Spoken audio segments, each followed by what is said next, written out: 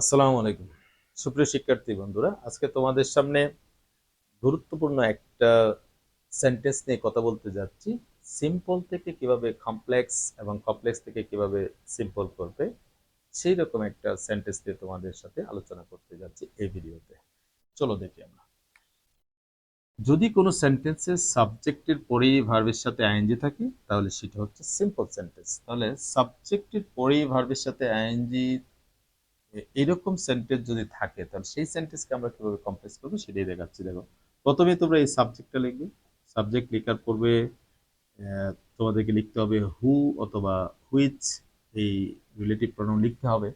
এখানে হু লিখবে না হুইচ লিখবে সেটা ডিপেন্ড করবে প্রথম সাবজেক্ট কি ব্যক্তি না বস্তু। এখানে আমরা দেখলাম দ্য স্টুডেন্ট আছে, এই জন্য আমরা হু লিখবো, হুইচ লিখবো না।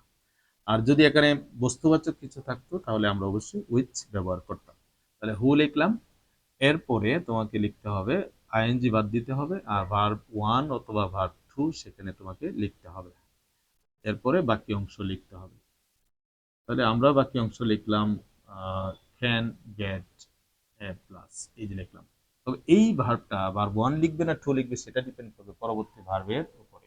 তাহলে পরবর্তী ভার্বটা হচ্ছে ক্যান, যেটা প্রেজেন্ট ফর্ম, সুতরাং আমরা এখানে ভার্ব ওয়ান লিখবো, যদিও রিড ভার্বের তিনটা ফর্মই একরকম। তারপর আমরা ধরবো যে এটা হচ্ছে ভার্ব ওয়ানে আছে। তাহলে ভার্ব ওয়ান থেকে আরেকটা জিনিস তোমাকে মাথায় রাখতে হবে, সেটা হচ্ছে সাবজেক্ট কি থার্ড পারসন সিঙ্গুলার নাম্বার কিনা। যদি এরকম হয় subject third person singular number, তাহলে অবশ্যই তোমাকে এই ভার্বের সাথে এস বা ইএস দিতে হবে। তাহলে আমরা এই ভার্বের শেষে আমরা এস যোগ করব।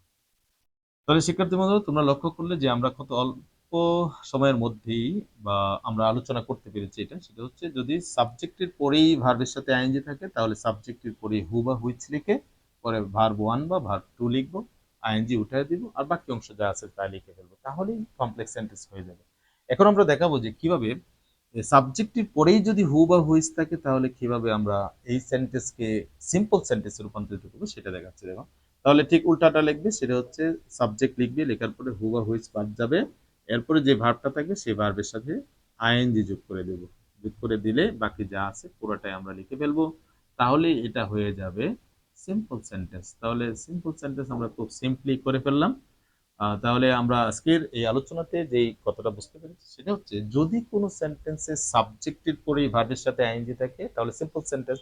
তাহলে এটাকে কমপ্লেক্স করতে গেলে আমরা সাবজেক্টের পরে হু বা হুইচ ব্যবহার করব, আর ভার্ব ওয়ান বা ভার্ব টু ব্যবহার করবো। সেই ক্ষেত্রে অবশ্যই যদি ভার্ব ওয়ান ব্যবহার করো তাহলে এস বাই এস এর কথা মাথায় রাখতে হবে, আর বাকি অংশ লিখে ফেলবে। এরপরে আমরা বলেছি যদি কোনো কমপ্লেক্স সেন্টেন্স যদি এমন হয় যে সাবজেক্টের পরেই হু বা হুইচ আছে তাহলে আমরা সাবজেক্টের পরেই আইএনজি যোগ করব ভার্বের সাথে, হু বা হুইচ উঠিয়ে দেবো, বাকি যা আছে ঠিক সেভাবে লিখে ফেলবো।